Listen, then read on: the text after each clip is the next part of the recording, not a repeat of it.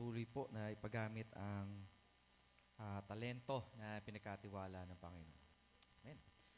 Hindi na po tayo magpapakatagal. Tayo po mag-aaral na ng salita ng ating Ama. Kasi baka lumamig na yung pizza. Matigas na. In Mark chapter 2, reading from verse 1 hanggang verse 12. Mark chapter 2, verse 1 hanggang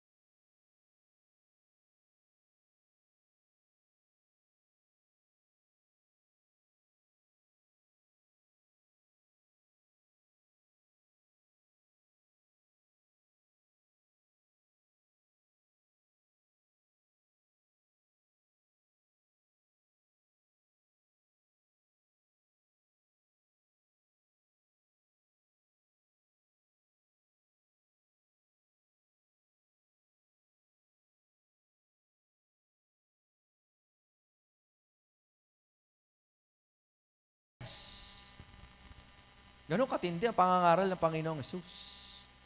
Kaya hindi nakapagtataka na every time na pumupunta siya sa isang lugar, lagi sold out. Kung pwede nating sabihin yung ano, 'di ba? Kung meron mang ganung konsepto, ibig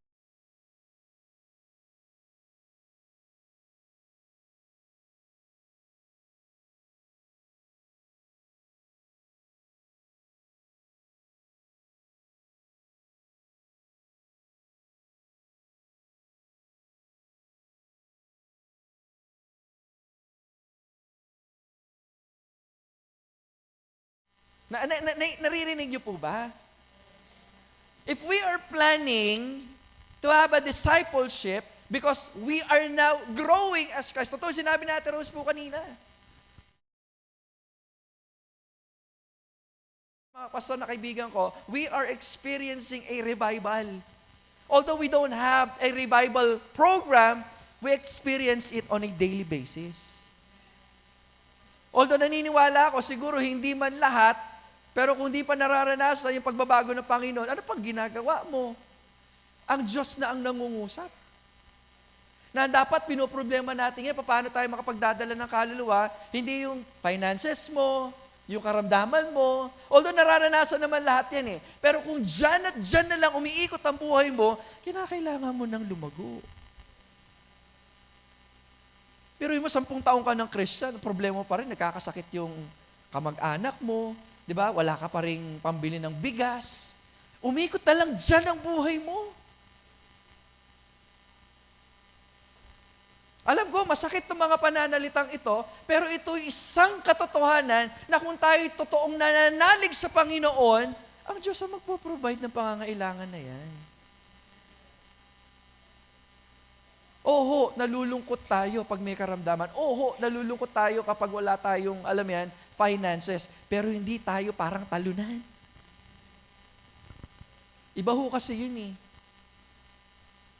Yung damdamin, natural, alam mo yan, bilang tao, may damdamin tayo. Pero dahil meron kang Kristo, nabubuhay ka, hindi parang talunan.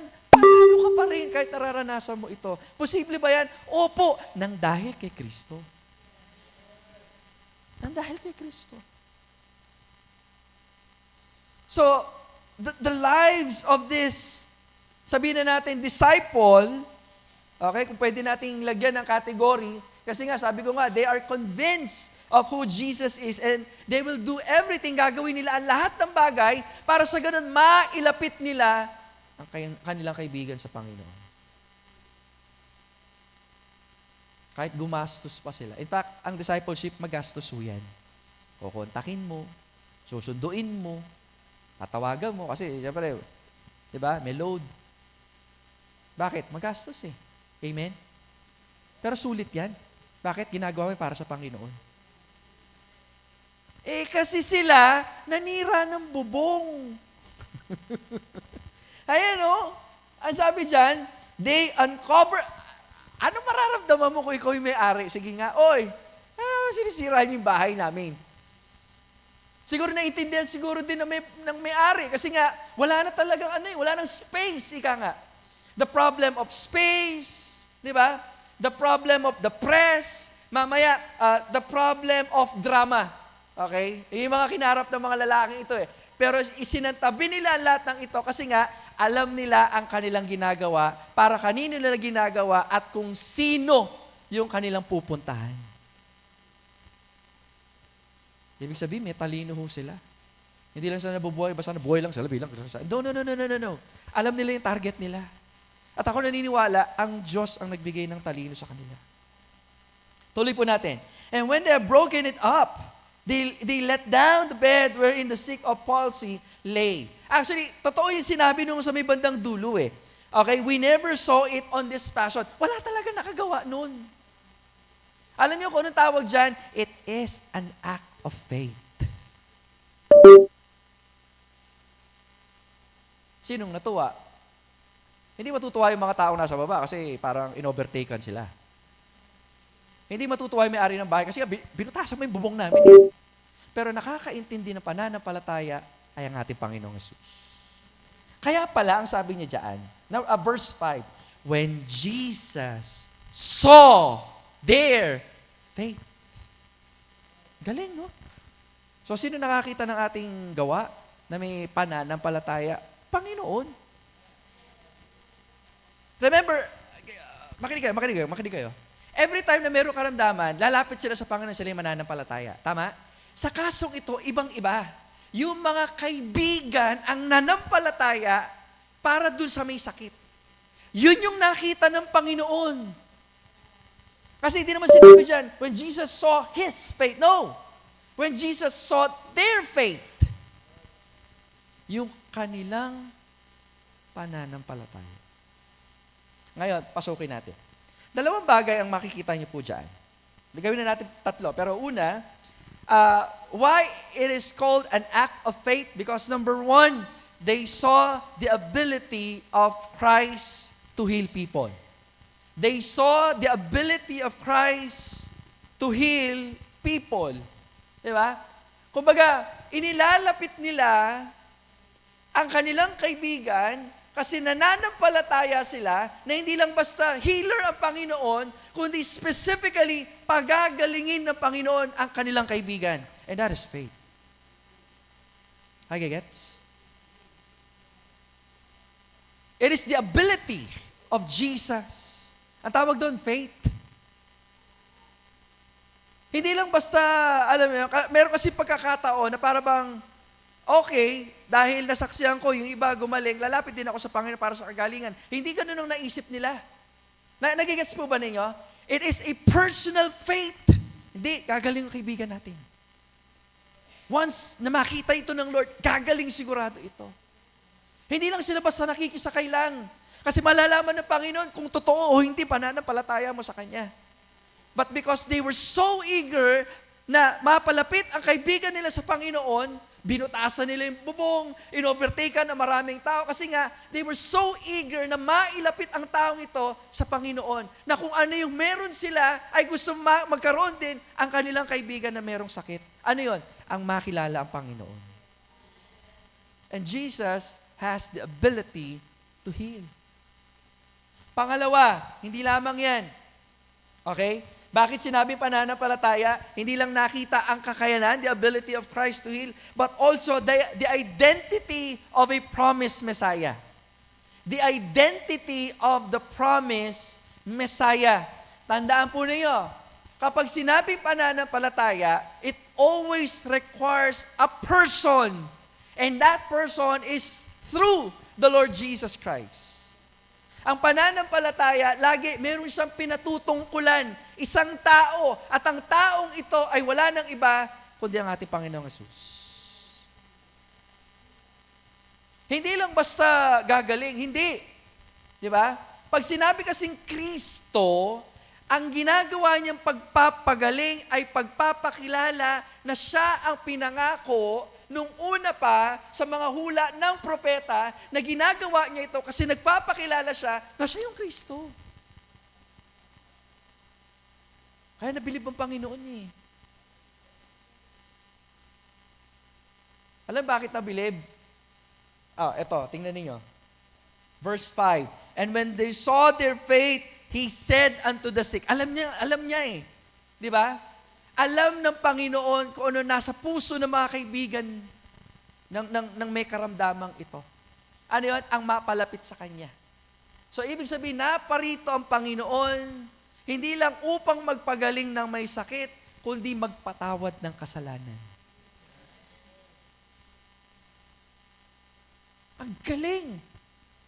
Hindi man sinabi ng mga kaibigan na, Lord, patawarin to. Kasama namin to dati, salbahe to, o manginginom to, kasama namin. Hindi sinabi yun eh. Hindi ibig sabihin na sinabi to ng Panginoon, kasi yun yung trabaho niya. Hindi lamang po, ulitin ko ha, nang dahil sa pananampalataya ng magkakaibigan na ito sa Panginoon, pinatawad po ang kasalanan ng taong ito. Akala nyo yung pagdadala nila, parang gano'n-gano'n lang, oh Lord, ikaw nang bahala. Hindi. It requires faith. Ulitin ko, when we want to bring people to Christ, it always requires faith. Siguro it's about time for us to check our lives. Bakit nga ba, alam mo yun, ang hirap magdala ng kaluluwa, baka kulang tayo sa pananampalataya sa Panginoon. I'm not saying that with a judgmental tone. Hindi ho ganun ang gusto kong sabihin. Kundi ang gusto kong sabihin, kinakailangan nating i-check ang ating sarili sapagkat ang lahat ng ating ginagawa dapat sa kapurihan ng ating Panginoon. Yun.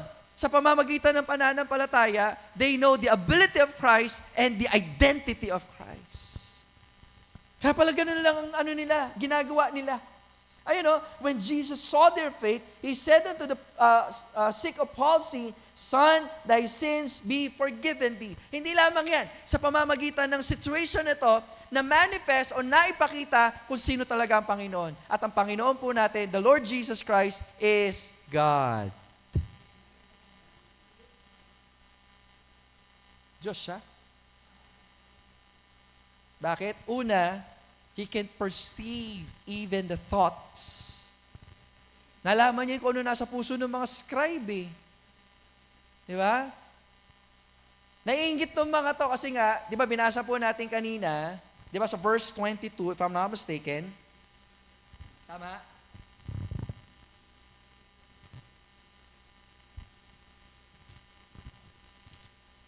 Okay, so verse 22, For he taught them as one that had authority, not as the scribes.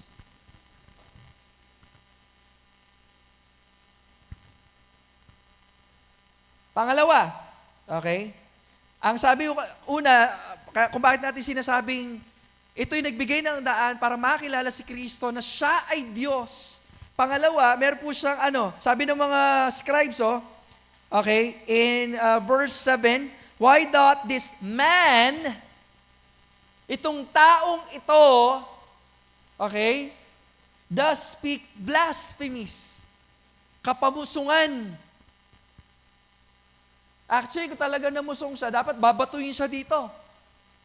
That's the penalty of blasphemy. Yun yung kabayaran ng kapamusungan. Pero ang Panginoon lagi, gagawa ng miracle, and then may tuturo siya. O di ka, pag nagturo naman siya, then gagawa siya ng miracle. It always like that. Kasi nga, siya po yung katuparan ng hula sa mga propeta. Kaya hindi sila alam mo yan, hindi sila makasigi. Kasi paano mo nga naman masasabi na hindi siya galing sa Diyos kung kaya niyang gumawa ng mga mahimalang bagay? Samantalang itong mga scribes, they are, expert in the law. Marunong sila sa Bible. Kaya talagang pagiging magaling sa Bible, hindi sapat yan eh. Para sabihin na ikaw ay matured. Pero syempre, iba rin naman yung mahal mo yung salita ng Diyos at nakikita sa pamumuhay. Iba rin naman yun.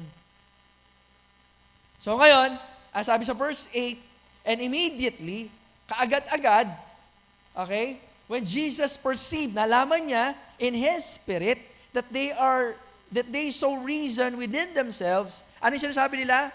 Why ye reason these things in your hearts? Sabi, ano mas madali? Okay? What is easier to say to the sick of the palsy, thy sins are forgiven thee? Or to say, arise and take up thy bed and walk? So ito yung kinakailangang malagpasan ng mga magkakaibigan. Nagkaroon ng drama sa baba.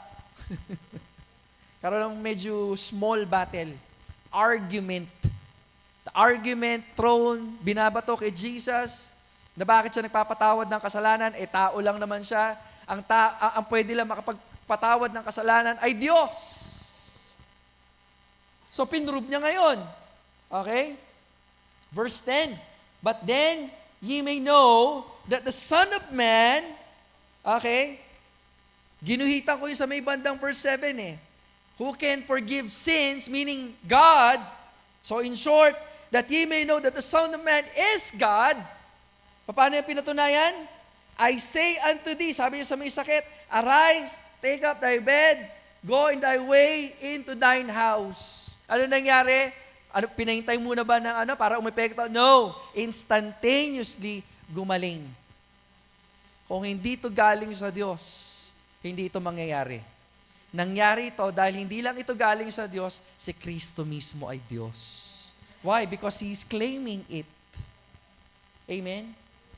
So dito sa pagkakataong ito, okay, in verse 12, and immediately, He arose, took up the bed, and went before them all, in so much that they were all amazed. Ano yung ending? Tatandaan nyo to kapag tayo ay nakakilala sa Panginoon, the very reason or the very next thing, ang susunod na mangyayari ay dapat matututunan mo ngayon, sumamba sa Panginoon because that is your connection to God. Naiintindihan mo ba niyo ako?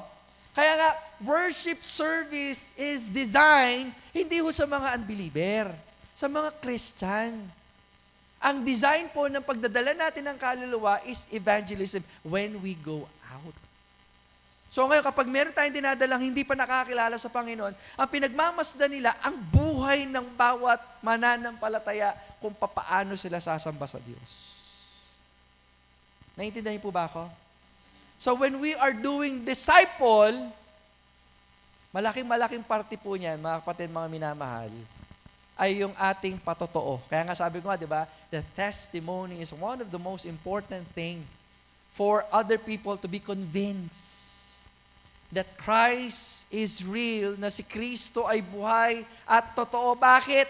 Nakikita sa buhay ninyo.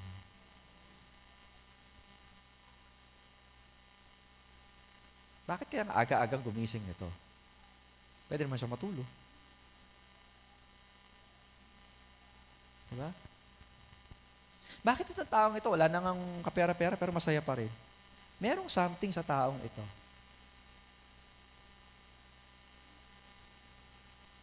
Kaya maganda na siyasatin ho natin ang buhay natin. Na kapag ang buhay, makinig ko kayo na kapag ang buhay nyo umiikot na lamang sa inyo,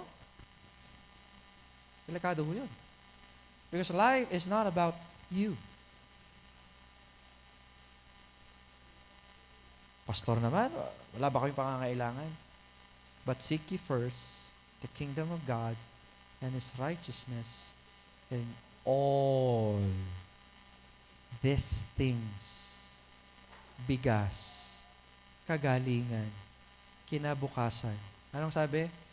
Ay pawang idadagdag sa inyo. Idadagdag kasi hindi yan yung mahalaga. Naintindihan ninyo? Idadagdag kasi hindi yan yung mahalaga. The moment that you have Christ, you're complete. Sa'yo pumuno ng lahat ng bagay. So wala ka man mag-arang bahay, puno ka na. Kristo ka na eh. Kasi sa mundo, hindi ko puno. Sa mundo yun. Ang tanong, kanino ka ba?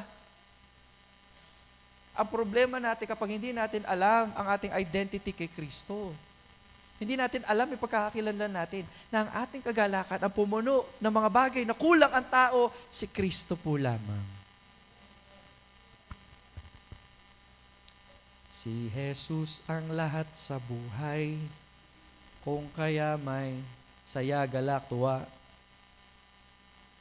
Gaano katotoo yung awitin na yan sa inyo? Kasi every time someone encounters Jesus, nag-iiba yung buhay. Palitan natin, baka sabihin nyo na naman, material eh. Nag-iiba yung ugali. Nag-iiba ang direksyon. Nag-iiba ang plano sa buhay. Kaya kung ang plano nyo, di panlupa lang, ako, you are subject for a lot of anxieties. Ibig sabihin nun, kapag ang plano mo panlupa lang, nako, nakaredy ang buhay mo sa maraming discouragement. Di ba? Bakit? Panlupa eh. Huwag ko sana kayo magkakamali na kapag nakakilala tayo sa Panginoon, tila ba lahat ng ating problema material ay parang automatically gumagaan. Hindi ho yun ang purpose ng pagiging mananampalataya. Kasi from time to time, makakaranas tayo ng kawalan at ipaparanas talaga ng Panginoon sa iyo yan para maintindihan mo na wala kang ibang kailangan kundi siya lang.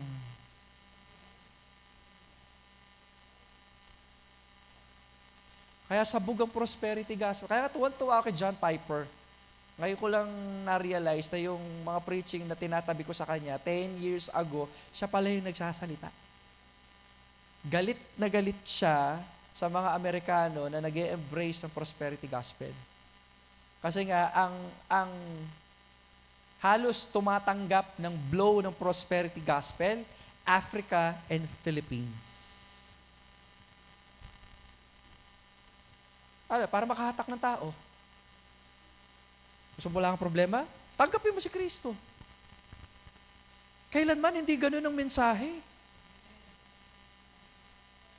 Ang mensahe ng kaligtasan, pagsisihan mo ang kasalanan mo at magkaroon ka ng tamang relasyon sa Diyos.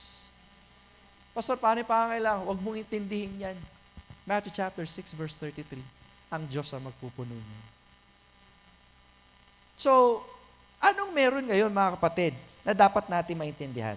Number 1, do not forget that we serve a big and great God. Do not forget that we serve a big or great God. Yan ang sabihin natin. Madalas kasi ang pamumuhay ng mananampalataya, nakakalimutan natin, sino ba ang Diyos? If we indeed have faith, tunay na pananampalataya, kasi hindi ka makapagdadala ng kahit na sino hanggat sa sarili mo di napapatunayan na naglilingkod ka sa isang dakila at buhay na Diyos. Imagine mo, magdadala ka ng kaluluwa pero pagdating ng problema, di ba, talo mo pa ang believer kung mag-alala. Paano sila maniniwala sa'yo? At pangalawa, paano matutuwa ang Diyos? So, do not forget, kung nakakalimutan mo man, or kung hindi mo pa alam, kinakailangan mong alamin. Learn that you serve a great and big God. So pag natutunan mo na, huwag mo kakalimutan. Alam niyo bakit? Kasi ang kaaway, gagawa siya ng lahat ng paraan para kalimutan mo yan. Pangalawa, okay? Remember that God empowers us to do His will. All we need to do is to obey. Haba, no? God empowers us. Tandaan nyo ang lakas, ang kapangyarihan, the desire and the will. Paano natin magagawa ang kalooban ng Panginoon? Simple lang. Magtiwala at sumunod. Kinakanta nyo nga yun. Trust and obey. Trust and obey. Kumbaga, under po siya sa sakop na tinatawag po nating listening. Remember? Magkaiba ang hear sa listen. The first step in listening is hearing. Ang ibig sabihin kasi ng listening, you have the intention to do what you heard. Not just mere, alam mo yun, hindi lang basta tunog lang na dumaan sa tenga mo. No! Sasabuhay mo yun.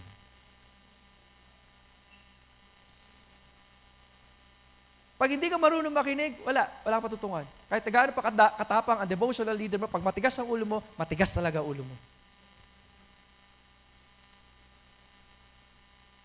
Ang ginagawa ni nanay, darating ang araw, magsasawa kayo sa kakapakinig.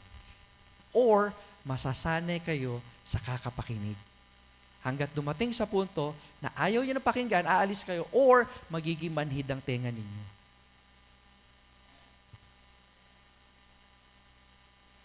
Amen? You must learn how to listen to the Master. Na kailangan pakinggan natin siya. My sheep hear my voice, sabi ni Jesus. And I know them.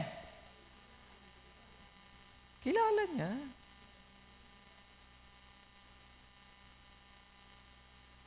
Kilala niya kaya kayo? Dapat sumusunod kayo.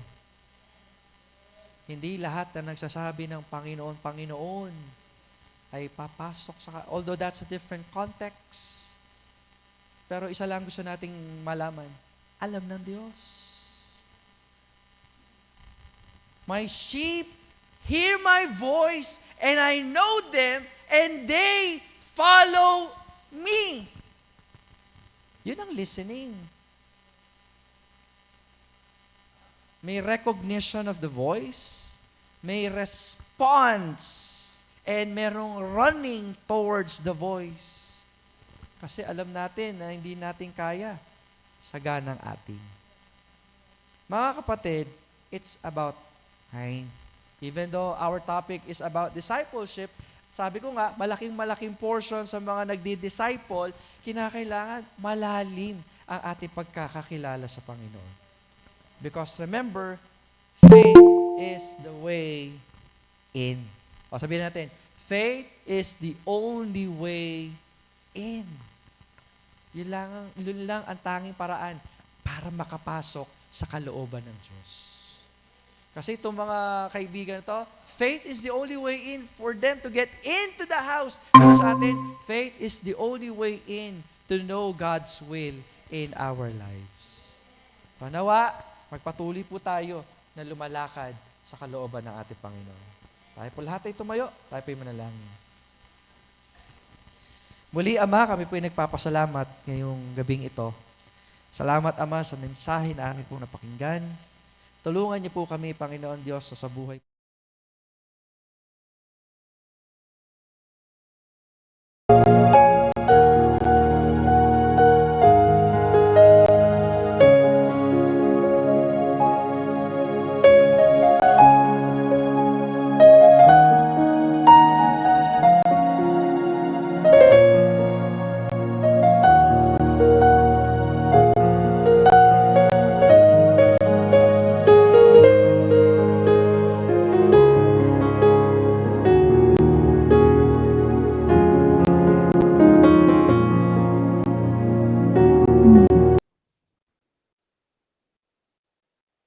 Salamat.